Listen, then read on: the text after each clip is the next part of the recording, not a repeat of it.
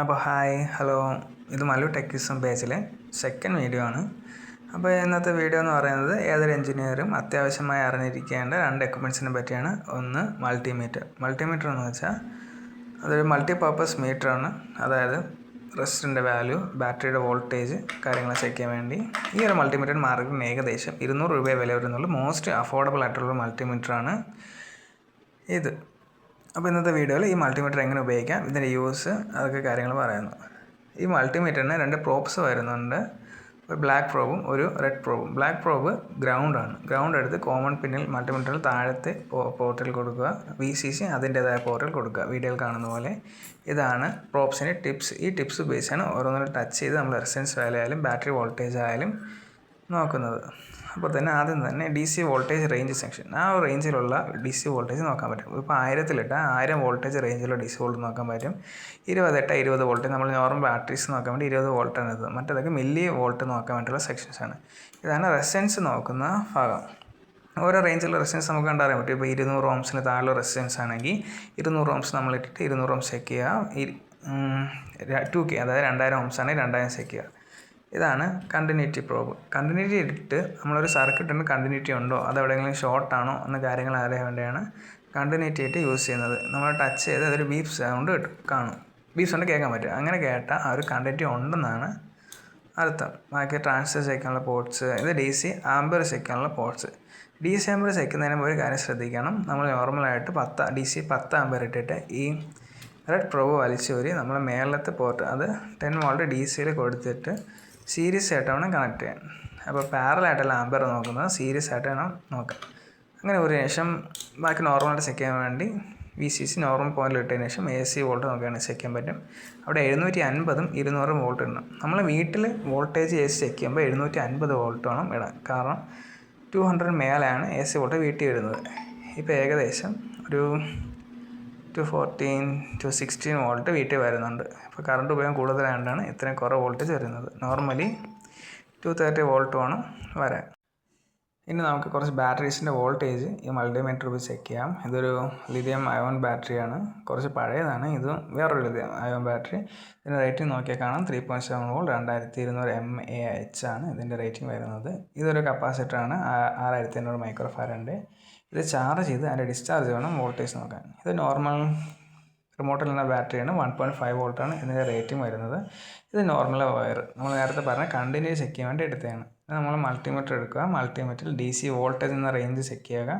Normal batteries എടുക്കുന്നതുകൊണ്ട് 20 ഇട്ടാൽ മതിയാവും. കാരണം 20 വോൾട്ടേജ് താഴെ മാത്രമേ അതിൻ്റെ വോൾട്ട് വരുന്നുള്ളൂ. നമ്മൾ പ്രോബ്സ് എടുക്കുക.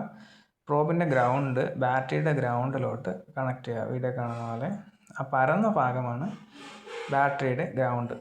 പിന്നെ പ്രോബിൻ്റെ VCC, ബാറ്ററിയുടെ VCCയും ഗ്രൗണ്ടും കണ്ടാൽ നമുക്ക് അറിയാൻ പറ്റുന്നതേ ഉള്ളൂ. ചെക്ക് ചെയ്ത് നോക്കും. ബാറ്ററിയുടെ വോൾട്ടേജ് ഏകദേശം 3.8 വോൾട്ട് DC ആണ് വരുന്നത്. അത് ശ്രദ്ധിക്കുക. പ്രോബ് 20 വേണം മാത്രം ചെക്ക് ചെയ്യാം.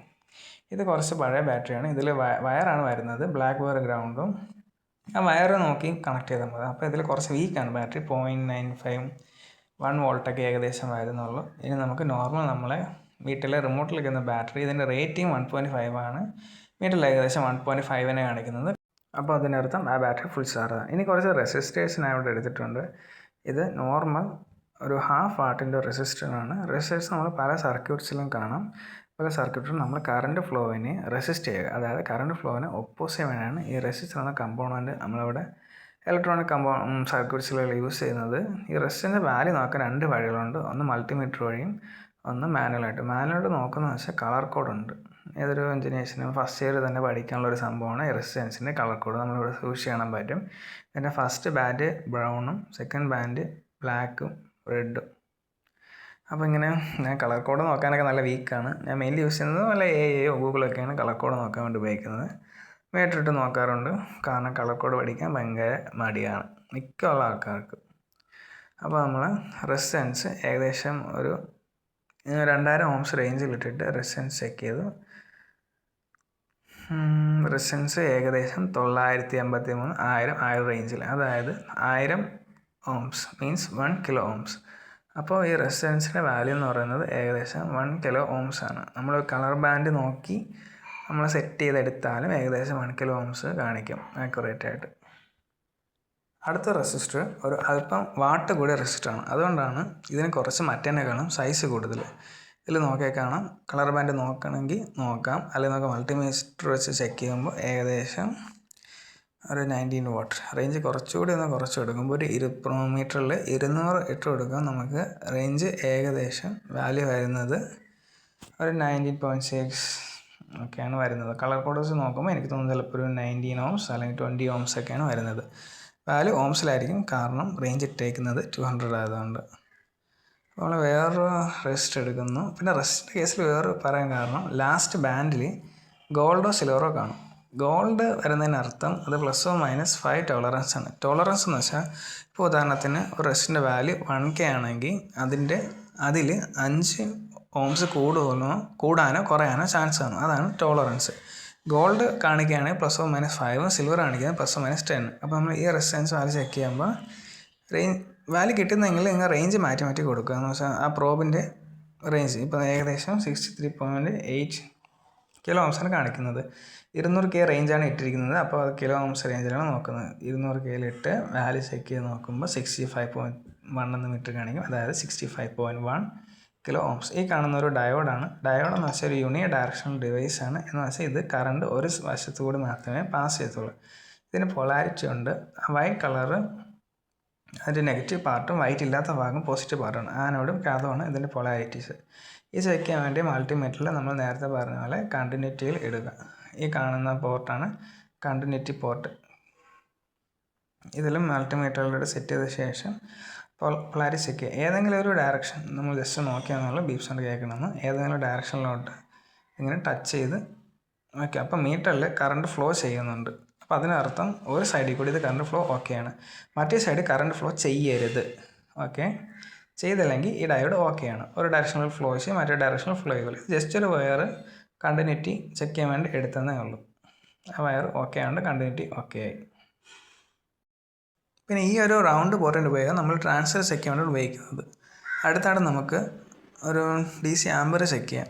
അപ്പോൾ DC ആമ്പർ ചെക്ക് ചെയ്യാൻ വേണ്ടി ഈ VCC പവർ ബൂരി മണ്ടയിലത്തെ പോർട്ടിൽ കുത്തുക. സീരീസ് ആയിട്ട് കണക്ഷൻ ചെയ്യേണ്ടത്. ഞാനിവിടെ ഒരു DC മോട്ടറും ബാറ്ററിയായിട്ട് സീരീസ് ആയിട്ട് കണക്ട് ചെയ്തിട്ടുണ്ട്. നമ്മൾ ബാറ്ററി കൊടുത്ത മോട്ടർ കറങ്ങുന്നതായിട്ട് കാണാൻ പറ്റും. നല്ലോണം ഒന്ന് കാണാൻ വേണ്ടി ജസ്റ്റ് ഒരു ബ്ലാക്ക് ടയർ അതിൽ ഫിറ്റ് ചെയ്തുകൊണ്ട് അപ്പോൾ ആമ്പർ ചെക്ക് ചെയ്യേണ്ടത് സീരീസ് ആയിട്ടിട്ടാണ്. ഇവിടെ ഞാൻ ഒരു സീരീസ് സർക്യൂട്ട് ചെയ്ത് വെച്ചിട്ടുണ്ട്. ജസ്റ്റ് ടയർ ഈ മോട്ടറൊന്ന് ഫിക്സ് ചെയ്തിട്ട് കറക്കി വെക്കാം. ഇതിപ്പോൾ പാരലായിട്ട് കണക്ട് ചെയ്തുകൊണ്ട് DC മോട്ടർ കറങ്ങുന്നു.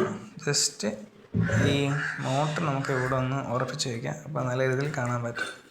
അപ്പോൾ ഇതിലെ കണക്ഷൻ ജസ്റ്റ് ഒന്ന് പറഞ്ഞു തരാം. ഇതിൽ ഒരു പ്രോബ് ബാറ്ററിയുടെ വെറുതെ കിടക്കുന്ന പോയിന്റിലും മറ്റേ പ്രോബ് മോട്ടറിൻ്റെ വെറുതെ കിടക്കുന്ന പോയിന്റിലും അങ്ങനെ കൊടുക്കുമ്പോൾ ഇതൊരു സീരീസ് കണക്ഷനായി. സീരീസ് കണക്ഷനിൽ ഈ DC മോട്ടർ എത്ര ആംബിയർ ലോഡ് എടുക്കുന്നതെന്ന് നമുക്ക് കാണാൻ പറ്റും. അപ്പോൾ നമുക്ക് ഇതിൻ്റെ DC ആംബിയർ നോക്കാം. ആംബിയർ നോക്കാൻ വേണ്ടി മൾട്ടിമീറ്ററിൽ വേറെ പൊളാരിറ്റി ഒന്നും നോക്കണ്ട. അതായത് ഗ്രൗണ്ടും VCC ഒന്നും കറക്റ്റായിട്ട് കൊടുക്കണമെന്നില്ല. എങ്ങനെ കൊടുത്താലും നമുക്ക് കാണാൻ പറ്റും. അങ്ങനെ പ്രോബ് മാറ്റി കുത്തിയതിന് ശേഷം നമ്മൾ അതിൻ്റെ ഒരു നോബ് 10 ആംബിയറിലോട് സെറ്റ് ചെയ്ത് വയ്ക്കുക. നോർമലി നമ്മൾ 10 ആംബിയറാണ് സെറ്റ് ചെയ്യുന്നത്. 10 ആംബിയർ ഉപയോഗിച്ച് നമുക്ക് ഏതൊരു ആംബിയറിൻ്റെ ലോഡ് നമുക്ക് കാണാൻ പറ്റും. അപ്പോൾ നമ്മൾ മൾട്ടിമീറ്ററിൻ്റെ ഒരു ലെഗ് എടുത്ത് ബാറ്ററിയുടെ ഒരു ലെഗ് കൊടുക്കുക, വേറൊരു ലെഗ് എടുത്ത് മോട്ടറിൻ്റെ ഒരു വയറിലോട്ടും കൊടുത്ത് മോട്ടറിലോട്ട് ലോഡ് പോയി മോട്ടർ കറങ്ങുന്നതായിട്ട് കാണാൻ പറ്റും. അപ്പോൾ നമ്മൾ മീറ്ററിൽ 0.15 എന്ന് വെച്ചാൽ ഈ മോട്ടർ കറങ്ങുമ്പോൾ ആ ബാറ്ററിയിൽ നിന്നും 0.15 ആംബിയർ ആ മോട്ടർ എടുക്കുന്നുണ്ട്. 0.15, 0.14, 15, 0.15 ആംബിയർ. അപ്പോൾ അടുത്തതായിട്ട് ഇലക്ട്രോണിക്സ് എന്ന ഫീൽഡിൽ ഏറ്റവും ബേസിക് ആയിട്ടുള്ള മെയിൻ ആയിട്ടുള്ള ഒരു കമ്പോണൻസ് ആണ് സോൾഡറിങ് അയൺ. ഇത് സോൾഡ്രോൺ എന്ന കമ്പനിയുടെ 25 വാട്ട് 230 വോൾട്ട് AC വർക്ക് ചെയ്യുന്ന ഒരു സോൾഡറിങ് അയണാണ്. മാർക്കറ്റിലെ ഏറ്റവും best one of the soldering അയണാണ്. ഇതിന് മാർക്കറ്റിൽ ഏകദേശം ഒരു 250 റുപ്പീസ് അല്ലെങ്കിൽ ഒരു 300 റുപ്പീസ് വില വരുന്നുള്ളൂ. നമ്മളെ സാധാ പ്ലഗിൽ കുത്തി കുറച്ച് നേരം ഒന്ന് ഹീറ്റ് ചെയ്ത് വയ്ക്കാം. ഇതാണ് സോൾഡറിങ് ലെഡ്. ഈ ലെഡ് ഒരിക്കലാണ് കമ്പോണൻസ് സർക്യൂട്ട് ബോർഡിൽ ഫിക്സ് ചെയ്ത് വയ്ക്കുന്നത്. ഇത് ടിൻ പ്ലസ് ലെഡിൻ്റെ ഒരു അലോയാണ്. ഇതാണ് സോൾഡറിങ് പേസ്റ്റ്. സോൾഡറിങ് പേസ്റ്റിൻ്റെ യൂസ് എന്ന് വെച്ചാൽ നമ്മൾ ആ സോൾഡറിങ് ലെഡ് ആ ഒരു കോപ്പർ പ്ലേറ്റിൽ നല്ല രീതിയിൽ സെറ്റായി നിൽക്കാൻ വേണ്ടിയാണ് സോൾഡറിങ് പേസ്റ്റുകൾ യൂസ് ചെയ്യുന്നത്. അപ്പോൾ ആദ്യം തന്നെ ഏറ്റവും ബേസിക്കായിട്ട് 2 കോപ്പർ വയേഴ്സ് എങ്ങനെ സോൾഡർ ചെയ്യാൻ നോക്കാം. 2 കോപ്പർ വയേഴ്സിലും ഒരല്പം സോൾഡർ നമ്മൾ ടിപ്പ് ചെയ്ത് ജസ്റ്റ് ടിപ്പ് ചെയ്തെന്ന് വെച്ചിട്ടുണ്ട്. ഇത് ഹീറ്റ് ചെയ്യുന്ന നേരത്ത് നല്ലോണം അവിടെ ഇരുന്നോളും. ജസ്റ്റ് രണ്ടൊന്ന് അടുപ്പിച്ച് ജസ്റ്റ് ഇങ്ങനെ ഒന്ന് ആക്കി കൊടുത്താൽ ആ ലെഡ് മെൽറ്റായി നല്ല രീതിയിൽ ഉറപ്പിച്ചതാണ്. ഇതിപ്പോൾ നല്ല സ്ട്രോങ് ആയിട്ട് സെറ്റ് ചെയ്തിട്ടുണ്ട്. എത്ര വലിച്ചാലും ഇത് നമ്മൾ വിട്ടുപോകാന്നുള്ളത്. അപ്പോൾ ഇതാണ് ഒരു ഡോട്ടഡ് PCB. ഈ ഡോട്ടഡ് PCBയിലോട്ട് നമ്മളൊരു LED സോൾഡർ ചെയ്ത് വെക്കുകയാണ്. അപ്പോൾ LED ഇതേപോലെ ഡോട്ടഡ് PCBയിൽ ഇറക്കി വെക്കുക. ലെഡുള്ള ഭാഗം താഴെ വരാനായിട്ട് ശ്രദ്ധിച്ചാൽ മതി. അപ്പോൾ നമ്മൾ നല്ലൊരു പൊസിഷനിൽ നമ്മൾ എത്തുന്ന രീതിയിൽ ആ ഒരു PCB അവിടെ വെച്ചിട്ട് നമ്മൾ ഹീറ്റായ സോൾഡറിങ് എടുക്കുക. ലെഡ് ഇതേപോലെ പ്ലേസ് ചെയ്ത് ജസ്റ്റ് ലെഡ് ഒന്ന് അപ്ലൈ ചെയ്ത് കൊടുത്താൽ ആ സോൾഡർ അവിടെ അങ്ങ് പറ്റി പിടിച്ചിരുന്നുള്ളൂ. ഇതിനെക്കുറിച്ച് പ്രാക്ടീസ് ഉണ്ട്, വേറെ ആവശ്യങ്ങളൊന്നുമില്ല, എല്ലാവർക്കും ചെയ്യാൻ പറ്റുന്നൊരു കാര്യമാണ്. അപ്പോൾ നമ്മൾ സോൾഡർ അപ്ലൈ ചെയ്ത് അതവിടെ സോൾഡർ ചെയ്ത് വെച്ചിട്ടുണ്ട്. സോൾഡർ അപ്ലൈ ചെയ്യുന്നത് വളരെ ഈസിയാണ്. ജസ്റ്റ് അവിടെ നിന്ന് പ്ലേസ് ചെയ്ത് വെച്ച് കൊടുത്താൽ മതി. വീഡിയോ കാണുന്ന പോലെ പറഞ്ഞ് ചെയ്യുന്നതിനേക്കാളും കണ്ട് ചെയ്യുമ്പോൾ കുറച്ചുകൂടി ഈസി ആയിരിക്കും. അടുത്തതായിട്ട് ഇതൊരു 4 പിന്നുള്ളൊരു കമ്പോണൻ്റാണ്. ഇതൊരു I2C ഡിവൈസാണ്. ഈ I2C ഡിവൈസ് ഈ ഒരു ഡോട്ടഡ് PCBയിലോട്ട് നമ്മൾ സെറ്റ് ചെയ്ത് വയ്ക്കുക. അതിന് മുമ്പായിട്ട് നമ്മൾ സോൾഡർ ചെയ്യുന്ന ഭാഗത്ത് നിന്ന് ക്ലാവോ കാര്യങ്ങളോ ഉണ്ടാക്കി ഇതേപോലെ ഒരു ബ്ലേഡ് എടുത്ത് ചുരണ്ടി വൃത്തിയാക്കി കൊടുത്ത് നമ്മൾ ലെഡ് വയ്ക്കുമ്പോൾ നല്ല ഉറപ്പായിട്ട് അവിടെ ഇരുന്നോളും. ഇതേപോലെ ജസ്റ്റ് ഒന്ന് ഫിക്സ് ചെയ്ത് വയ്ക്കുക.